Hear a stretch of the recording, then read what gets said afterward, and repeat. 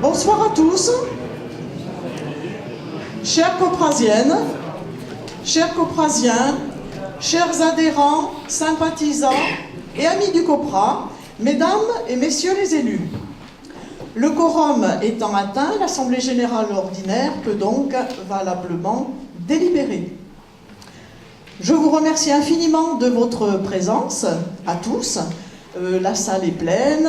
Et vous venez pratiquement de toutes les villes du tracé A104, donc c'est bien. En tant que présidente du collectif Copra, j'ai l'honneur et le très grand plaisir ce soir de vous souhaiter la bienvenue à notre Assemblée générale ordinaire, que je déclare donc ouverte et qui se tient pour la première fois dans la ville de Morcourt. Mais nous connaissons cependant Morcourt depuis très longtemps, car, souvenez-vous, il y a eu des réunions publiques organisées lors du débat public de 2006. Et on s'en souvient tous. À présent, laissez-moi vous présenter les personnes siégeant à la tribune. Je commence par votre gauche. Alors, vous avez... Marc Noël. Marc Noël est au fond. Tu veux? Oh bah comme tu veux, hein. Comme tu veux, il y a ton chevalet. Si tu montes à la tribune, tu as 150 €. Arrête, il y a bien en courant.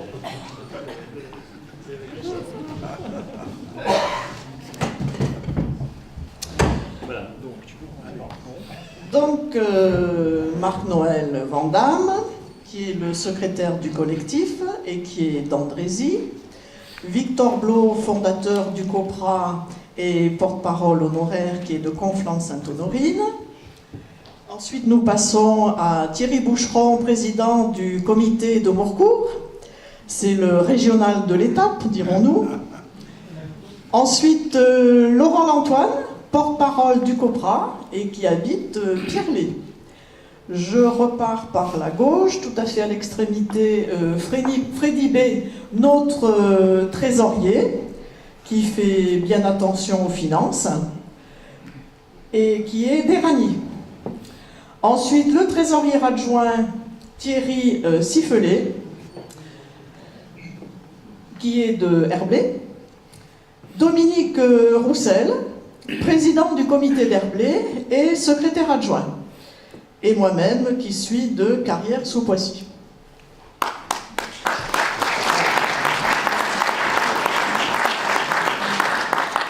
Merci. Est-ce que vous m'entendez bien dans le fond de la salle? C'est bon? J'ai entendu Daniel.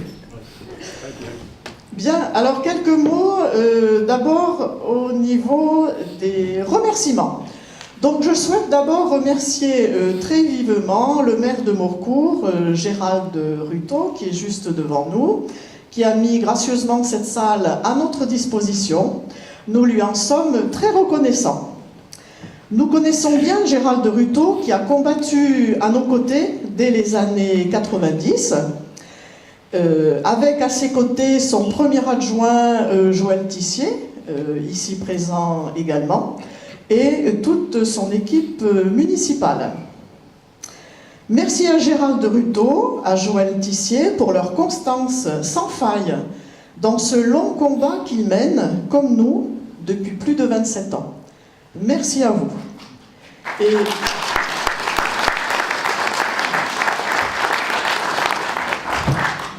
Et j'aimerais préciser que Morcourt n'est plus sur le tracé du projet A104, et malgré tout, il reste très, très actif et très convaincu.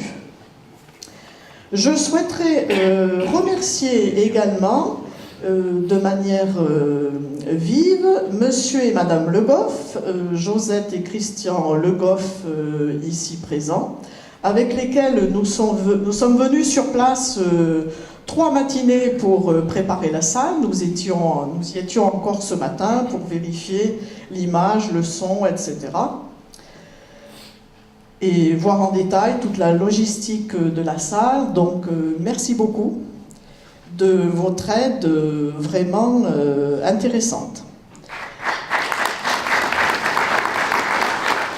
J'aimerais remercier également Monsieur Pierre Varin, qui était présent ce matin et les autres matinées, ainsi que tous les services techniques de la ville.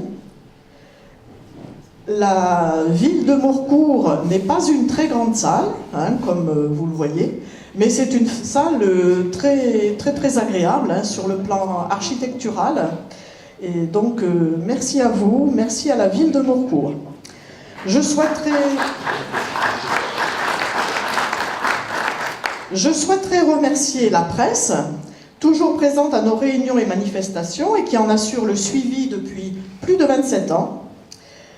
Merci en particulier ce soir à Monsieur Maxime Lafiac, ici présent, qui représente la Gazette du Val d'Oise et qui nous suit depuis quelques années.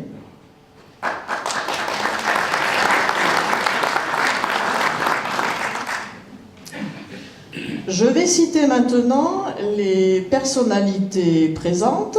Donc je vais commencer par Morcourt. Alors bien sûr, je redis le maire, Monsieur Gérald de Ruteau, le premier adjoint, Monsieur Joël Tissier, Madame Michèle Baratella, adjointe au maire, Madame Manuela Vieira, adjointe également au maire, et Monsieur Christian Le Goff, adjoint au maire. Pour Conflans-Sainte-Honorine, alors je ne sais pas si Monsieur Jean-Jacques Husson est déjà arrivé, mais il va arriver un petit peu plus tardivement. Il va représenter le maire de Conflans, Monsieur Laurent Brosse, qui a en parallèle une autre réunion. Il reçoit tous les nouveaux conflanais ce soir. Donc c'est une réunion qui a une certaine importance pour lui. Il sera représenté donc par Monsieur Jean-Jacques Husson, adjoint à l'urbanisme. Pour Orgeval, je dois noter la présence ce soir de Madame Hélène Boisvert, conseillère municipale, Madame Eliane Marchal, également conseillère municipale, et Monsieur Daniel Louvet, conseiller municipal. Pour Herblay, nous attendons la venue du maire, Monsieur Philippe Rouleau. Pour Pierrelet, on doit saluer la présence ce soir de Madame Isabelle Chauchon-Lambert, qui représente le maire, Monsieur Michel Valade. Et d'autre part, Louis Vincent, conseiller municipal. Également, Monsieur Éric Bosque, qui est présent ce soir, conseiller municipal. Alors, j'espère ne pas avoir fait d'oubli. Tout le monde a été cité. Ah oui, pardon.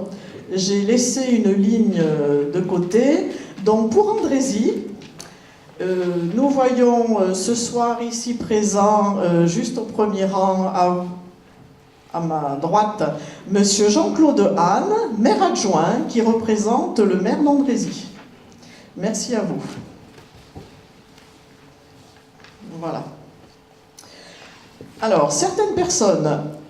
Ah, je vois arriver Monsieur Pascal Périllot, conseiller municipal de Morcourt.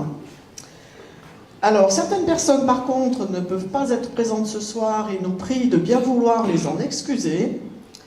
Donc, comme je vous le disais tout à l'heure, Monsieur Laurent Brosse, maire de Conflans, qui sera représenté par Monsieur Jean-Jacques Husson, adjoint à l'urbanisme. Monsieur Thibault Humbert ne pourra pas être présent non plus, maire d'Éragny-sur-Oise. Monsieur Eddy Haït, conseiller régional et conseiller municipal de Carrières-sous-Poissy. Madame Florence Grandjus, députée de la 12e circonscription des Yvelines. Monsieur Guillaume Vuilletet, député de la 2e circonscription du Val d'Oise. Monsieur Alexandre Pueyo, conseiller départemental du Val d'Oise. Et Madame Hélène Brioix-Feuché, conseillère départementale des Yvelines. Toutes ces personnes m'avaient envoyé des mails pour qu'on veuille bien les excuser de leur absence. Voilà, alors je vais passer maintenant la parole au président du comité de Morcourt, Thierry Boucheron. Merci Christiane. Je voudrais tout d'abord remercier le bureau du COPRA 184 d'avoir choisi Morcourt pour cette assemblée 2018, puisque, comme l'a dit Christiane, c'est la première qui a lieu à Morcourt. Et c'est donc avec un grand plaisir que je salue et que j'accueille mes collègues des autres comités de ville.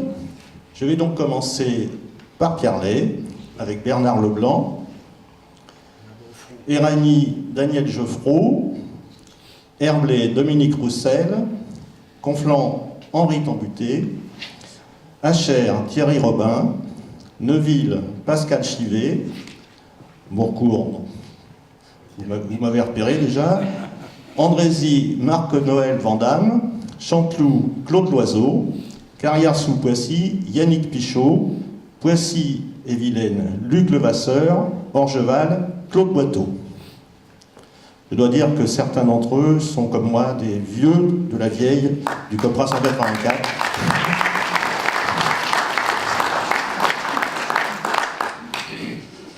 Donc pour les réjouissances de cette Assemblée générale, nous vous proposons l'ordre du jour suivant.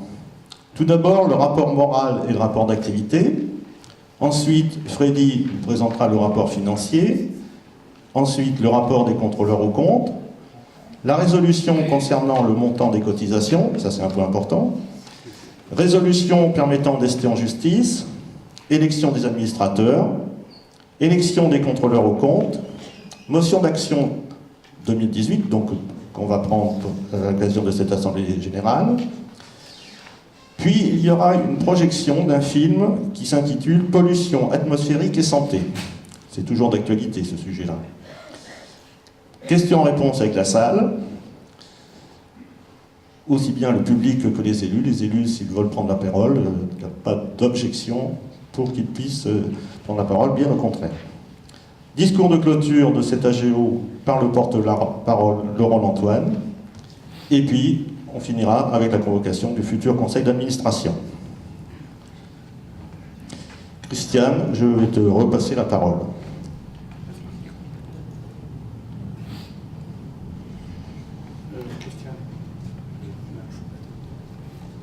Madame la Présidente, si vous m'autorisez en ma qualité de fondateur du COPRA, d'avoir le privilège de dire quelques mots. C'est un grand honneur et un immense plaisir pour le COPRA de tenir sa 27e Assemblée Générale à Morcourt. Depuis sa création, le COPRA lutte pour empêcher le passage de la A104 dans nos villes avec 3 objectifs qui n'ont jamais changé. Informer et mobiliser les populations concernées par ce projet démentiel. Pour peser sur les élus locaux, départementaux et nationaux pour empêcher le carnage annoncé. Et en désespoir de cause, mener les actions juridiques avec nos avocats pour faire annuler ce projet. À Morcourt, la compréhension des enjeux pour la région en général et pour la commune en particulier a été spontanée.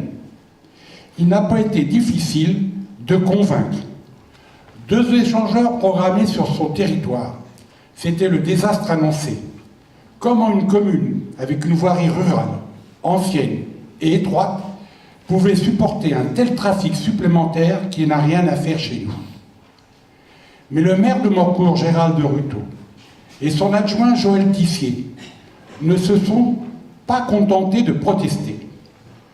Appuyés par toute l'équipe municipale, ils ont mouillé la chemise, comme on dit, produisant au moment du débat public, et ils étaient rarement et pratiquement les seuls, études, analyses, comparaisons, statistiques, rapports médicaux, conduisant par leur détermination à faire sauter le verrou de Morcourt, entraînant icto facto l'annulation du tracé rouge, sauvant en outre la colline de l'Autil à Andrézy et son panorama extraordinaire sur la vallée de la Seine. Merci, monsieur le maire. Merci, monsieur le premier adjoint. Pour votre action déterminante, notre gratitude est immense. Et pour terminer, je voudrais ajouter la solidarité, la loyauté, la reconnaissance n'ont jamais fait défaut au COPRA. Le maire nous suit en permanence. Il est présent à nos assemblées générales, présent aux fêtes du 25e anniversaire du combat du COPRA. Il est là, souvent avec Joël Tissier et des élus. Merci, monsieur le maire, encore. Merci mille fois.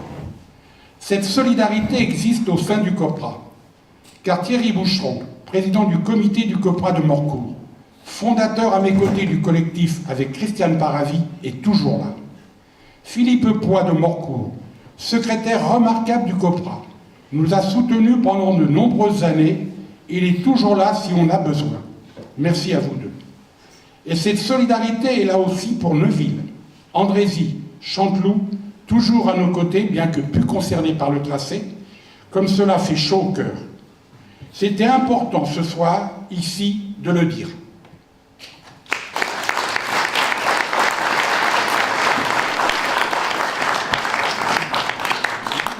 Merci Victor.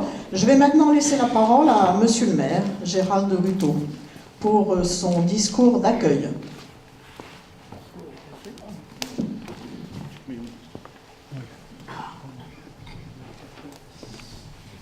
Oui, discours est un grand mot, je vais vous dire quelques mots. Mesdames, Messieurs, chers coprasiens, c'est avec un grand plaisir que nous vous accueillons dans notre espace Gérard Blondeau pour notre Assemblée Générale. Tout d'abord, permettez-moi de vous remercier pour toutes ces longues années d'action qui, en 1991, paraissaient à certains totalement à contre-courant, voire un débat de bobos, d'arrière-garde. Et pourtant, on sait aujourd'hui que vous étiez visionnaire. Que ce soit au niveau de la santé publique, du dérèglement climatique et de la fin annoncée du tout automobile.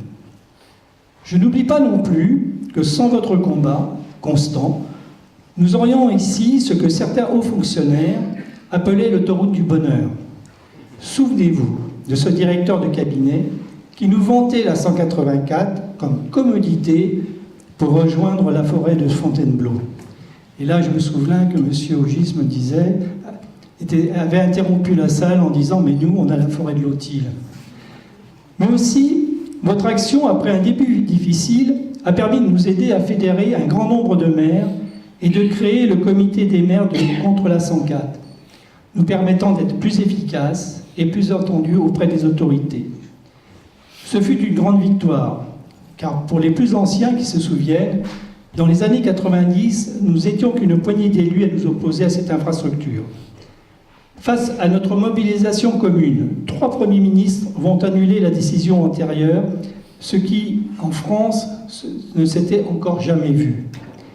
Et je me rappelle aussi la qualité de vos interventions, de votre grande mobilisation lors du débat public de 2006, de votre soutien sans faille aux élus des communes impactées, actions majeures qui marqueront un tournant dans les décisions à venir. Mais comme nous avons pu le constater tout au long de ces 27 ans, les tenants de l'autoroute restent convaincus de son utilité. Et comme le dit si bien Boileau, remettre sans cesse l'ouvrage sur le métier. Comment, au XXIe siècle, rester sur les projets des années 60 ? Comment ne pas développer des projets alternatifs, tels la tangentielle Ferrier-Ouest, l'aménagement de la nationale 184 et le recardement de la 14, entre autres ? Ce qui est sûr, c'est que par la force des choses, nous devons changer de paradigme pour le bien-être, la santé de nos concitoyens et surtout pour la préservation de notre planète. Notre vigilance doit rester constante, car le rapport Duron n'ayant toujours pas été validé par l'État, l'arrêt de ce projet démentiel n'est pas effectif. Vous le savez, Morcourt a été de tous vos combats, sera toujours à vos côtés, car bien que nous soyons plus impactés, nous n'avons jamais prêché pour notre paroisse. C'est un engagement moral, humanitaire, que nous devons envers toutes nos populations. Je vous souhaite bon courage, car dans l'incertitude, il est facile de se démobiliser. Bonne Assemblée Générale, je vous remercie.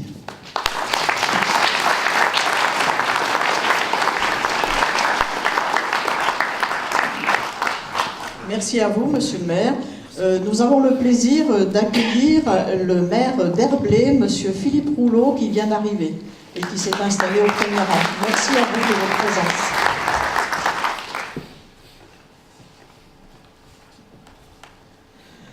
Bien, alors nous allons dérouler l'ordre du jour maintenant et nous allons passer au rapport moral. Mesdames et messieurs les élus, chères adhérentes, chers adhérents, chers amis, après plus de 27 ans d'action au service des populations, nous voici à nouveau rassemblés pour notre Assemblée générale annuelle.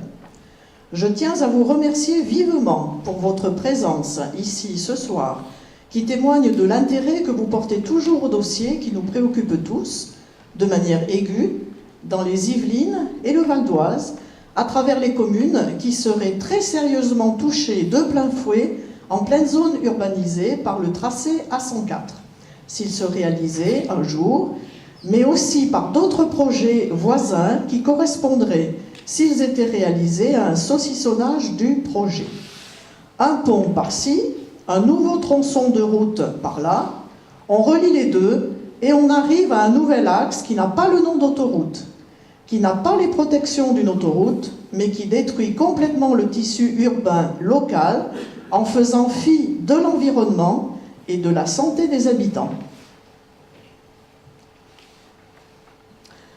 Suite au mandat que nous avons reçu de votre part lors de notre dernière Assemblée générale du 24 novembre 2017 à Orgeval et lors de nos 2 conseils d'administration de décembre 2017 et de juin 2018, nous avons intensifié notre action durant ce dernier exercice dans les directions suivantes. Rencontre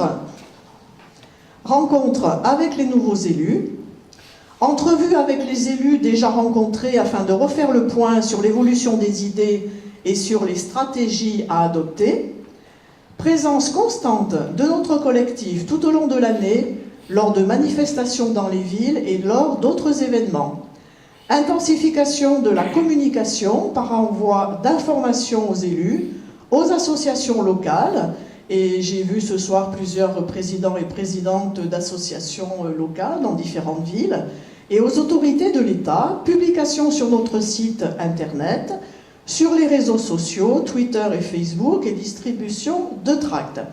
Alors, à ce sujet, je souhaiterais remercier vivement les personnes qui ont en charge au COPRA ces différents réseaux. D'abord pour notre site internet, donc Philippe Poix qui est assis au fond et qui met à jour notre site internet. Ensuite, Yannick Pichot qui est très actif sur Twitter et Bernard Leblanc qui est aussi très actif sur Facebook. Merci à vous de suivre ces fils de la communication et de réagir très vite à ce sujet. Alors, un autre point qui nous a intéressés dans l'exercice actuel, ce sont les échanges avec le Conseil d'orientation des infrastructures dans le cadre des assises de la mobilité à la fin de l'année 2017 et au début 2018, mises en place par la ministre des Transports. Vous allez retrouver tous ces axes de travail dont je viens de vous parler dans notre rapport d'activité qui va suivre. Lors du prochain exercice 2018-2019, nous poursuivrons nos actions dans ces mêmes voies, en restant toujours très réactifs vis-à-vis de l'actualité et en nous rapprochant encore un peu plus des autres associations qui mènent des combats similaires aux nôtres. Alors que certains élus travaillent à faire baisser la pollution dans leur ville pour mieux protéger les habitants, ce qui est très louable en soi, nous pensons qu'il est inadmissible que ces mêmes élus souhaitent renvoyer pour certains, pour quelques-uns d'entre eux, ce trafic dans les villes voisines en sacrifiant donc d'autres populations. D'autre part, il nous semble qu'il est utopique d'espérer que le projet A104 abaisserait de manière significative les nuisances le long de certaines voies et sur certains ponts, par exemple celui de Poissy tout particulièrement, car le niveau de pollution augmenterait de toute façon de manière exponentielle sur l'ensemble des villes, avec les 120 000 véhicules par jour, donc à peu près 20% de poids lourds, qui sont annoncées, circulation qui n'existe nulle part aujourd'hui dans notre secteur. 120 000 véhicules par jour, c'est énorme. Donc j'aimerais bien rappeler qu'une grande partie de ces véhicules viendra d'ailleurs et ne circule pas actuellement dans notre secteur. Ces augmentations de trafic, ce n'est pas le COFRA qui les invente, elles figurent dans toutes les études de circulation.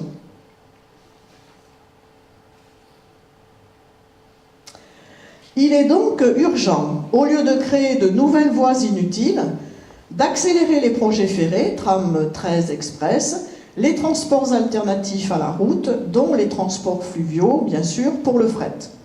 D'améliorer l'existant en augmentant en priorité les protections le long de certaines voies par la réalisation de passages en dénivelé et de mise en souterrain afin de mieux préserver la population.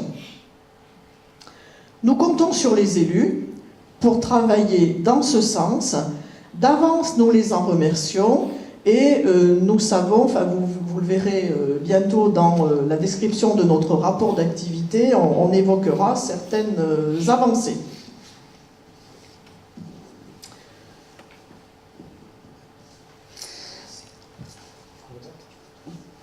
Alors, pour le vote du rapport moral, qui est contre? Qui s'abstient? Donc, votez à l'unanimité. Merci.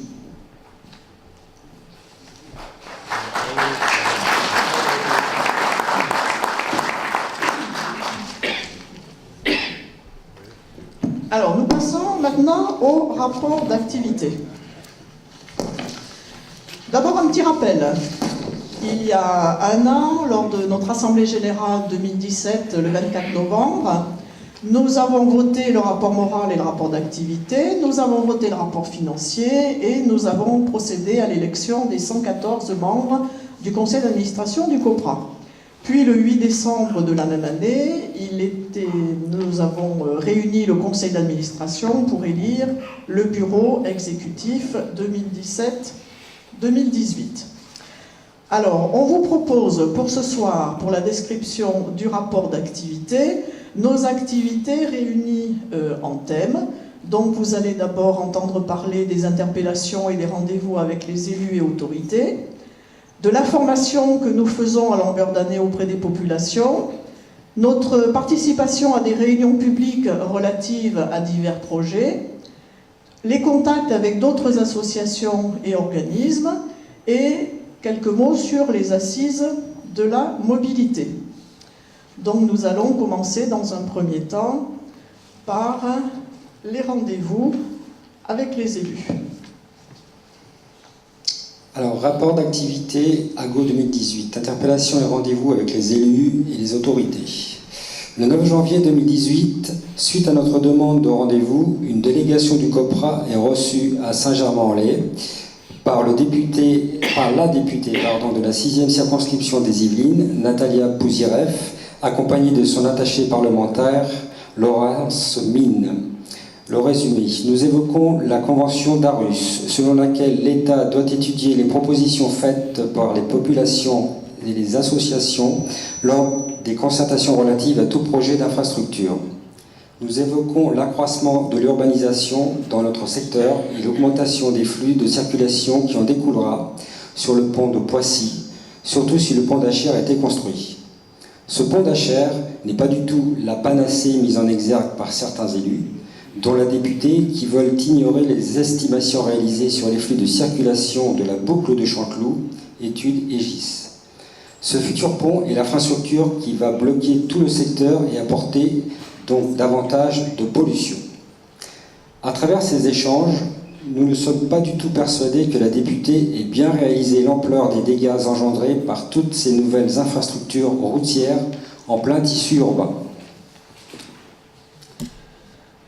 Alors, au point de vue des rendez-vous, entre le 11 et le 26 janvier, nous allons procéder à la distribution de notre carte de vœux 2018. Pour des raisons de sécurité et ou pour des raisons budgétaires, certains maires n'ont pas souhaité organiser de cérémonie des vœux cette année, en 2018. Nous avons donc distribué notre carte de vœux à la porte des cérémonies des villes suivantes, énoncées par ordre alphabétique. Andrézy, Achères, Carrière-sous-Poissy, Herblay, Vilaine, Saint-Germain-en-Laye, Pierrelaye et Verneuil-sur-Seine. De plus, nous étions présents pour distribuer aux vœux du conseil départemental du Val d'Oise, à l'ESSEC à Cergy, aux vœux de la communauté urbaine GPS et eau au parc des expositions à Mantes-la-Jolie. Il y avait du beau monde. Il y avait du beau monde. D'autre part, notre carte de vœux 2018 a été publiée sur notre site internet et sur les réseaux sociaux. Elle a été adressée aux élus locaux, aux autorités de l'État, à la presse, aux adhérents, aux habitants des villes concernées, directement ou indirectement par le projet A104, et aux associations avec lesquelles nous sommes en contact, ainsi que sur les marchés locaux. Le 1er février, suite à notre demande, nous sommes reçus par le maire de Conflans, Laurent Brosse, le jour de la publication du rapport Duron. Nous évoquons les travaux d'amélioration que nous demandons le long de la RN 184, ainsi que l'échangeur RN 184 A14 à l'entrée nord de Saint-Germain-en-Laye. Il va se rapprocher de ses collègues maires qui sont contre le projet A104 pour évoquer les améliorations à mettre en œuvre le long de la RN 184 que nous proposons de réaliser. Un courrier concernant ce point, amélioration RN 184, pourrait être envoyé à la ministre des Transports, d'une part, par le maire de Conflans et ses collègues élus, et d'autre part par le COPRA, lorsque nous serons d'accord sur ce dossier. Le maire de Conflans réfléchit à l'éventuelle réactivation du comité des élus. Nous arrivons au 6 mai 2018. Suite à notre demande, nous sommes reçus par le maire de Saint-Germain-en-Laye, M. Arnaud Péricard. Il regrette le choix de ne pas faire l'autoroute. Son objectif est de réduire la circulation sur la RN 184, car il craint que la décision de l'abandon de l'autoroute entraîne un accroissement de la circulation sur cette RN 184. Je le cite, il nous dit « Cet axe ne doit pas être un axe de circulation prioritaire ». Il parle de la RN 184. Il ne veut pas d'aménagement sur la RN 184, à l'exception peut-être de travaux de sécurité minimum sur certains carrefours, et surtout pas de raccordement à l'A14, parce que nous, ce qu'on demande aussi, c'est un raccordement à l'A14, parce que monsieur le maire de Saint-Germain se plaint des embouteillages sur l'avenue Priolet à l'entrée nord de Saint-Germain-en-Laye, quand on vient du nord, juste après avoir quitté la forêt. Donc on lui propose de demander un raccordement à la 14. Les gens qui veulent aller en direction de la RN 13 du côté d'Orgeval ou qui veulent aller du côté de Paris, ils prennent l'autoroute A14. Bon, on peut très bien faire des portions qui sont gratuites sur les autoroutes, on fait un peu ce qu'on veut. Et donc il n'est pas du tout d'accord avec cette proposition parce qu'il pense que cela pourrait créer un rôle d'aspirateur à voiture. On n'est pas d'accord avec lui. Bon. Selon lui, la seule solution est de détourner tout le trafic de transit vers Achères et Poissy. Ben tiens donc. Pour lui, la liaison RD30, RD190 et le pont d'Achères constituent la substitution la plus adéquate à l'A104, au projet A104. Cette réunion avec monsieur le maire de Saint-Germain-en-Laye nous a permis de connaître clairement la position de la municipalité de Saint-Germain, rejeter toutes les nuisances en dehors de la ville de Saint-Germain-en-Laye et en dehors de la forêt, sur les autres communes, sans le moindre scrupule vis-à-vis de l'intérêt commun. Voilà. Le 18 mai, suite à notre demande, nous sommes reçus par la nouvelle présidente du conseil départemental du Val d'Oise, Marie-Christine Cavecchi, accompagnée par Clément Guillemot, chargé des routes auprès de la présidente, Jean-Claude Poutou, directeur général adjoint chargé de l'aménagement du territoire au conseil départemental du Val d'Oise, et Yannick Boedek, maire de Cormeilles et conseiller départemental délégué aux routes. Il y a bien des convergences entre la position du conseil départemental du Val d'Oise et le COPRA sur l'amélioration de l'existant RN 184 et le développement des transports en commun, tram 13 express jusqu'à Cergy. Cependant, il faut savoir qu'il y a des pros à 104 au conseil départemental du Val d'Oise. Il nous faudra donc rester très vigilants.